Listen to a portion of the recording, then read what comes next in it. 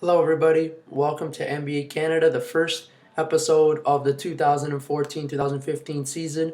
It's July 14, 2014, and we're here to talk to you today about what has happened this summer with the free agency and how teams have vamped up to become better for the next year. We're going to talk about the Eastern Conference, okay? We're going to start out with the New York Knicks and what we heard a couple days ago, Carmelo Anthony re-signed with the Knicks, 129 million for 5 years. Okay, this is a good thing for the Knicks. You know, with Carmelo coming back. But the thing is, in his speech, he said he wants to help build this team win for the future. We all think Carmelo's gonna is in it for the money, but obviously he's looked into some key considerations in returning. Phil Jackson has obviously been a big influential help with obviously trading away some guys, Tyson Chandler and Raymond Felton, who were the downfalls of the New York Knicks last year. Obviously Chandler with, he had on the court issues. He wasn't the same defensive player he was back in 2011 when he won the championship with the Mavericks.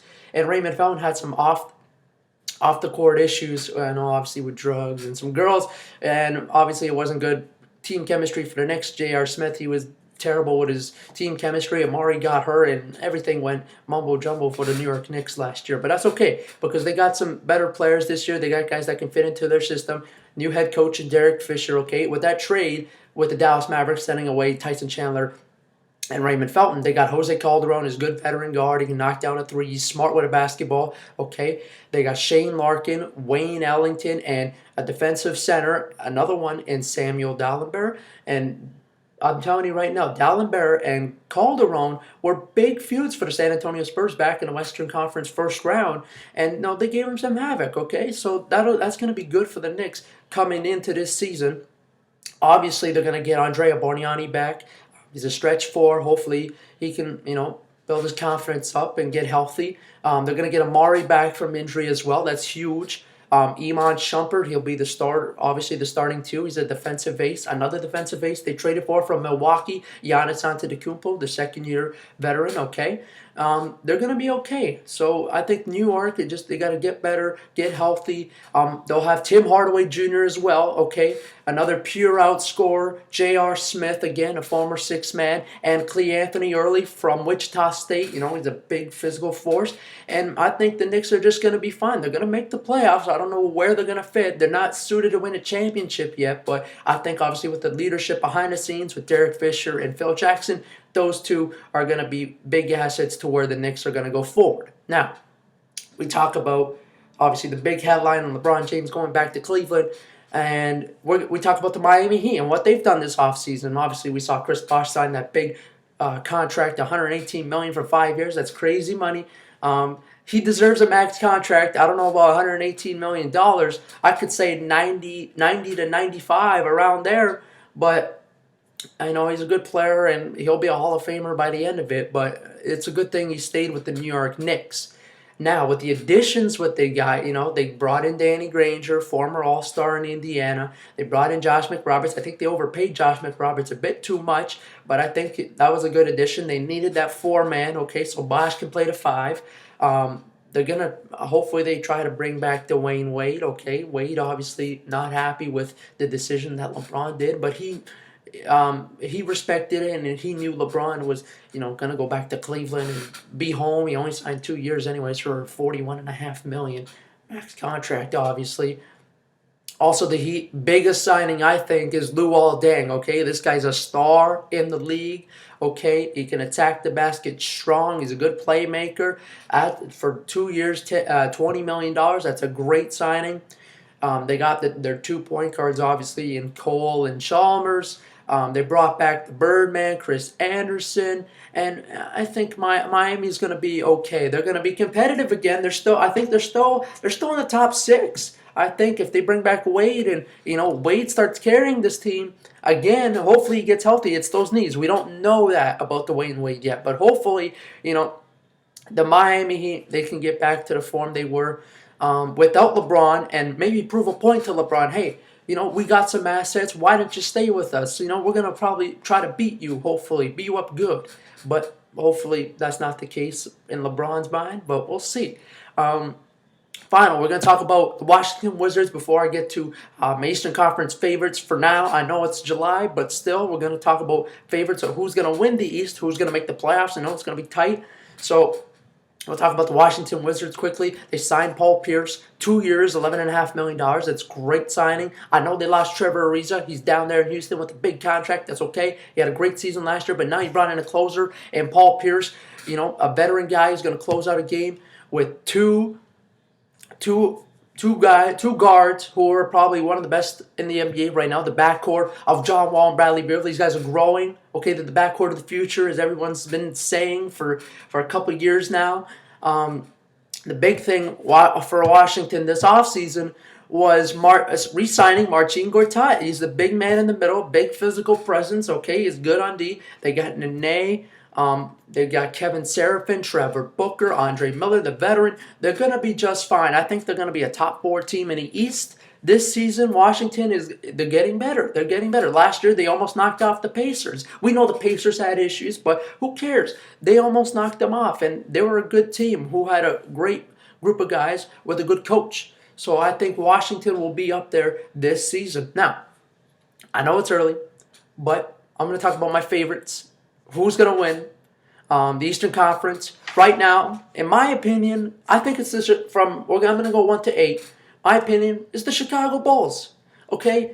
I'll do it aside of everybody being healthy. They signed Pau Gasol. There's no more Carlos Boozer. So it's going to be Gasol and Noah. That's good on the defensive side of the ball.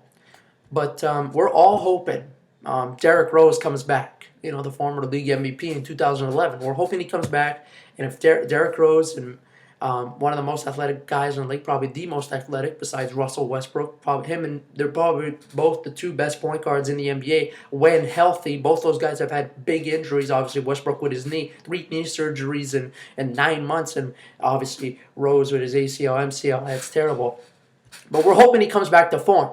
But now, you look at the roster of the Chicago Bulls. They got good assets. Kirk Heinrich, obviously the point guard, backup point guard there. Mike Dunleavy, Tony Snell. Okay, Doug McDermott, the rookie. He looks great in the summer league. I can't wait to see what he does in the regular season. Todd Gibson, he's getting better as the seasons go along. He's just strong. He's always done great things for Chicago. So I think they're going to be the number 1. Right now, they look like they're going to be the number 1 seed. Right now. Number 2 on my list is the Indiana Pacers. Okay, I know you're all looking at me and saying, okay, they have done nothing this offseason.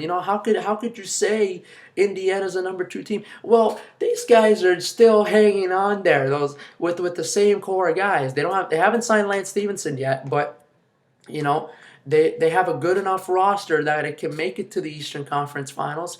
Obviously, Paul George is a stud. Okay, we all know that, the All-Star. They got the defensive aces in Hibbert and West. They haven't re-signed Stevenson yet, but come on, 5 years for $44 million. How could you not take that? I know he's worth a bit more, but how could you not take it from your former team? I don't know what's gone through Stevenson's mind, but we'll see where he goes. We got to ignore the fact that Stevenson's not on the team right now. They'll have Luis Scola, C.J. Watson. They signed C.J. Miles. They re-signed Lavoy Allen.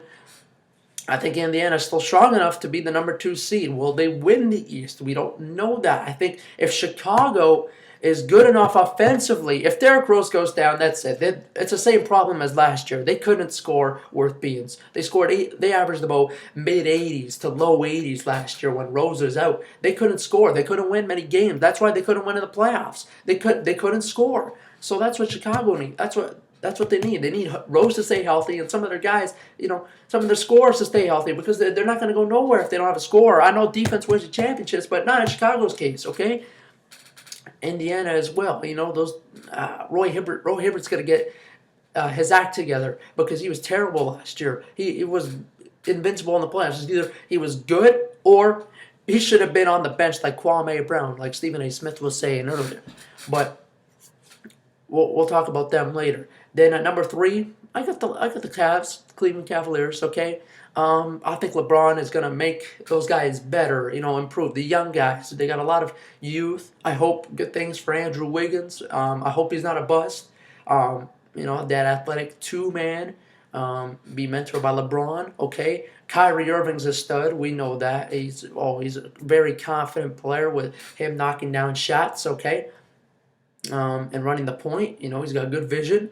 Then the other two guys who will probably start on their team are Anderson Varejao, the veteran, and Tristan Thompson. He's still young. He's still improving. He's strong. They'll have Anthony Bennett. Okay, they got a good core of guys on my list here as well on their team. They also signed Brendan Haywood, and they also signed they also have Matthew Dellavedova from last year. He's a 3-point shooter. And hey, forgetting about Dion Waiters, he's a pure outscorer. That guy can score. I can see him being a 6th man of the year, maybe potential candidate. He's a good fit in Cleveland. I really like the way he scores the basketball. Okay, at number 4, I told you Washington, the Wizards. Okay, the roster they got, I think it's good to be a top 4 team in the East. Win a championship. I'm telling you right now. Listen to me. The East is wide open.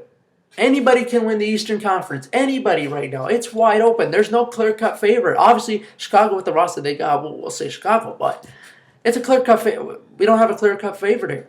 But we'll talk about Washington. I just mentioned to you early in the segment, with Paul Pierce signing. That's a good signing. The backcourt obviously mentioned.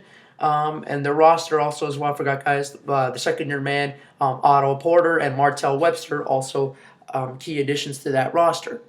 Number 5, I'm going to go with the Atlantic Division champions, the Toronto Raptors. They re-signed the guys that they needed to re-sign, Kyle Lowry, Grievous Vasquez, and Patrick Patterson. They got a good team, a good solid core. That team is still missing a consistent 3 or a consistent big. They got good solid team. Obviously, I think DeRozan and Lowry, they're on the superstar status of this league. DeRozan got named to the USA team earlier today, along with Parsons from Dallas. So that'll be good for Toronto. He'll get more experience as it goes. They have a good core of big men, but I don't see them going past a second round. I can see them making it past the first round. Definitely, they played Brooklyn last year. Hey, it happens, right? But I'm telling you, and Kyle Lowry got snubbed of an all-star spot because he did deserve it over Joe Johnson. But Raptors fans should be concerned because they'll have a great year again. They got good front office guys and they know what they're doing.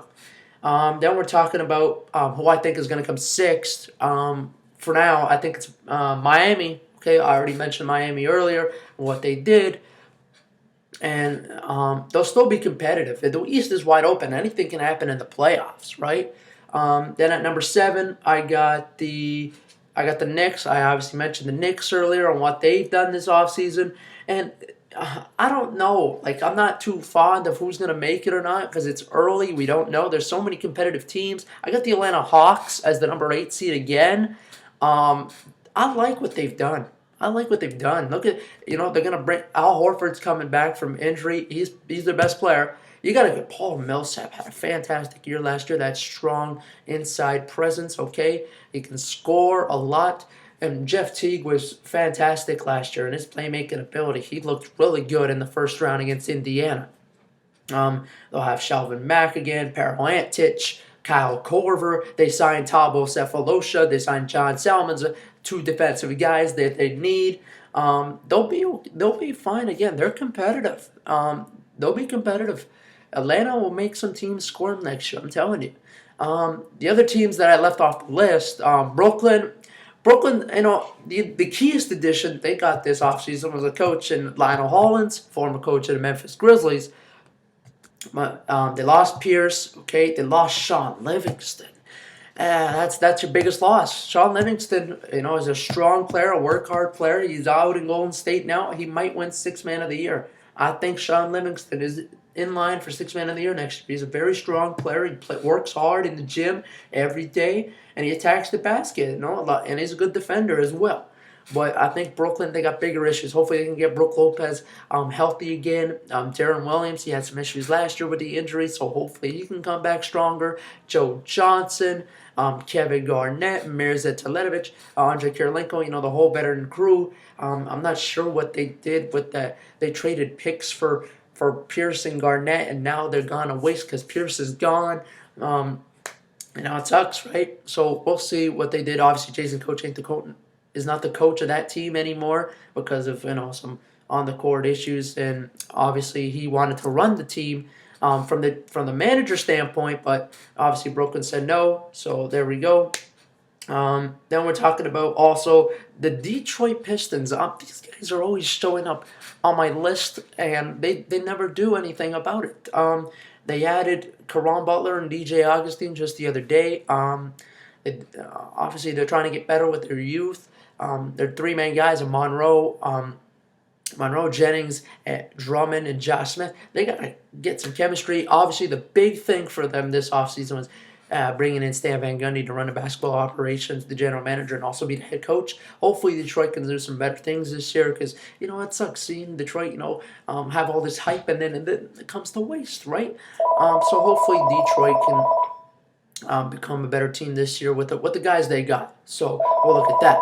So at the end of this, I still think the Bulls are the clear-cut favorite out east. Obviously with the reasons I've mentioned. And please stay tuned for the Western Conference edition of the favorites. I know it's early July, but thank you for watching, and we'll see you soon.